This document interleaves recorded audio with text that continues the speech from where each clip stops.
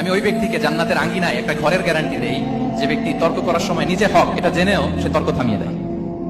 অনেক সময় হয় না, অনেকে পায়ে পাড়া দিয়ে ঝগড়া করতে আসে, এরকম আসলে নাই? আপনি চুপচাপ দেখবেন একটা বাজে কমেন্টস করতেছে, আবার কমেন্টের নিচে কমেন্ট, আবার গালি, হ্যাঁ আছে না এরকম?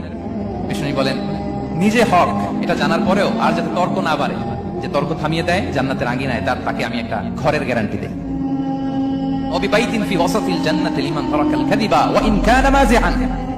আর ওই ব্যক্তিকে আমি জান্নাতের মাঝখানে একটা ঘরের গ্যারান্টি দেই যে ব্যক্তি কৌতুক করার সময়ও মিথ্যা পরিহার করে।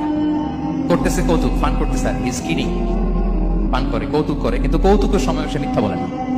এই স্বভাব যাদের, তাদেরকে আমি জান্নাতের মাঝ বরাবর একটা ঘরের গ্যারান্টি দেই। এরপর বিষ্ণু কি বলে দেখেন, তিনি বলেন ওয়াবি বাইতি ফি আ'লাল জান্নাতি লিমান হাসানা খুলুকাহু। আর জান্নাতের একটা হাইস্ট পিক অফ প্যারাডাইস, জান্নাতের সর্বোচ্চ স্তরে আমি একটা ঘর বা একটা বাসভবনের গ্যারান্টি ওই ব্যক্তিকে দেই যে তার আচরণটা সুন্দর।